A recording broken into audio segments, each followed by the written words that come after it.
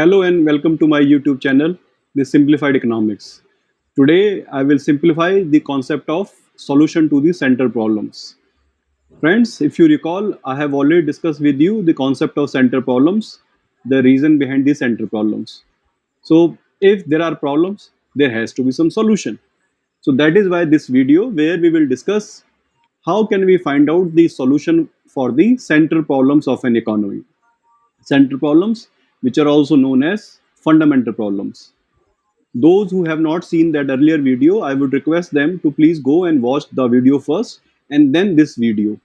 In this video, I'm going to cover three things. I will just recap the basics of central problems of an economy. If you want the detailed analysis, as I said, you can go back and watch the earlier video. Then, of course, the objective of this video, we will discuss the solution, possible solution to the central problems, and the concept of market mechanism and socialist economy. So, what were the central problems?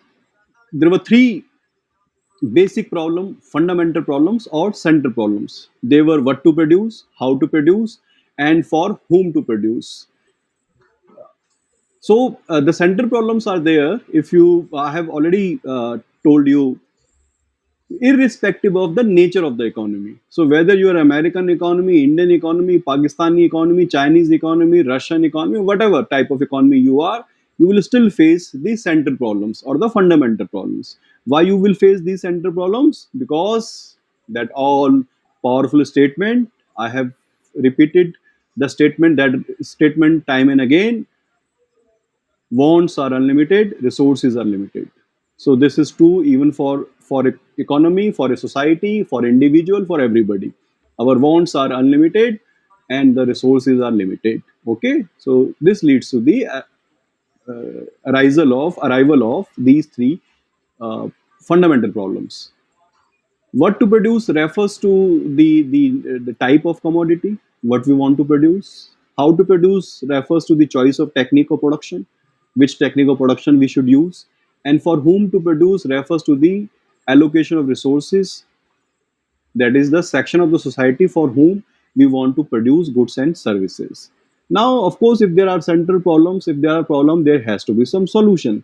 So the excuse me, the moment we talk about solutions, it leads us to the two strands of economic thought.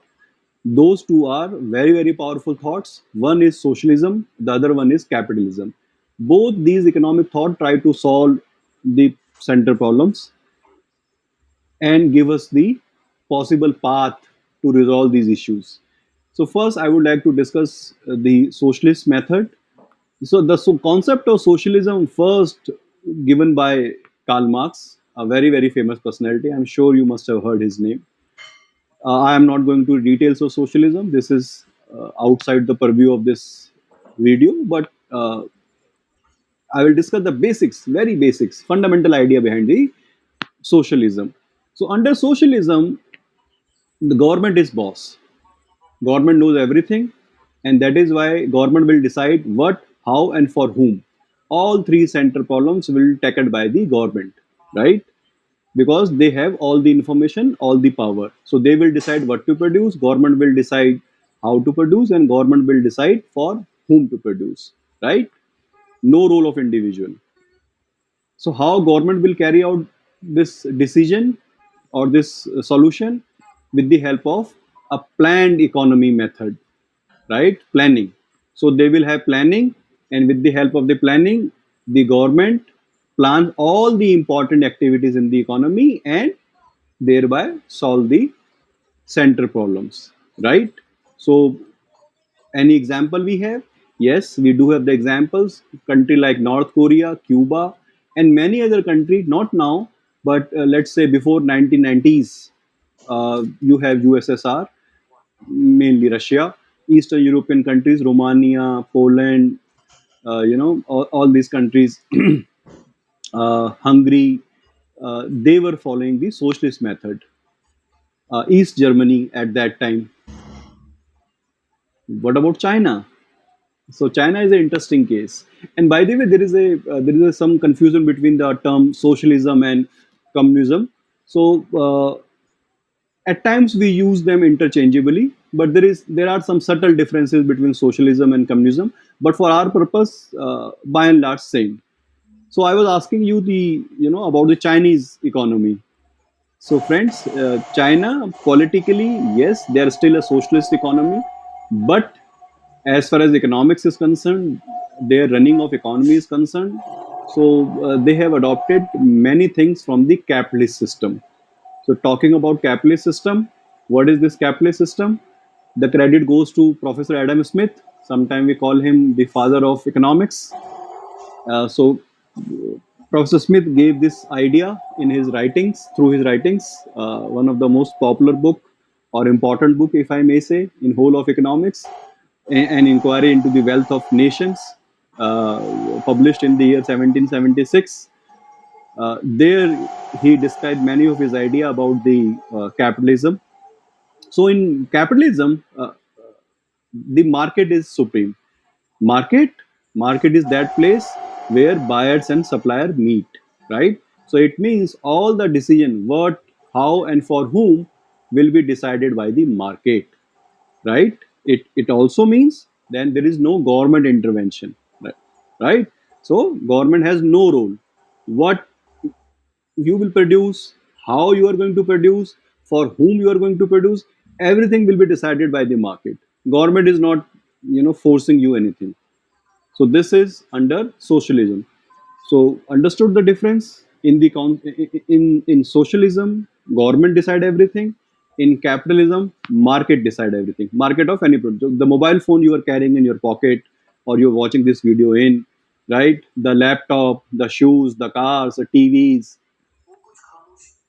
which TV, the technique of TV, for which section of the society the TV, plasma TV, LED TV, OLED TV, 55 inch, 32 inch, everything, 4 GB mobile phone, RAM mobile phone, or 6 GB RAM mobile phone, or AMOLED screen, or 128 GB storage capacity, all these will be decided by the market. Okay. So in this market form, or in this economic form, there is no government or very less government intervention. I'm not saying there is no government, by the way. Please understand. Okay. So the idea is market knows best. And who is in the market? Demand and supply. Demand is represented by consumer. Supply is represented by producer. And the examples, I think almost every country now, barring few countries, US, UK, Japan, Germany, Africa, South Africa, you know, European Union, Spain, Denmark, everything, every country. What about India? So you must have heard this term. India is a mixed economy. In fact, actually, almost every economy is a mixed economy, because no country, almost, yeah, to the best of my knowledge, no country follows, capitalism in its purest form. So we cannot say no government intervention. Government do intervene, and I think we do require intervention of the government. So almost all economies follow a mixed system only, where some government intervention. And but in case of India, why we call it mixed economy? Because after independence, we followed or inclination uh, towards socialism in 50s and 60s and 70s. It late 80s onwards, we realized that the system is not working, so maybe we should try to adopt a different policies. But then came the 1991 economic crisis. I'm not going to detail because that's not the objective today. And then we adopted more policies which are inclined towards capitalism. But we still have some strands of socialism in our economy, and of course, government do intervene time to time in the market. But now the difference is inclination is towards capitalism. Earlier, it was inclination towards socialism, right? So, with this, uh, I will stop here. I hope the concept is clear. I hope you are able to understand the difference between the two school of thought, and how we can find out the possible solutions uh, for the center problems. So thank you so much. Bye bye. Take care.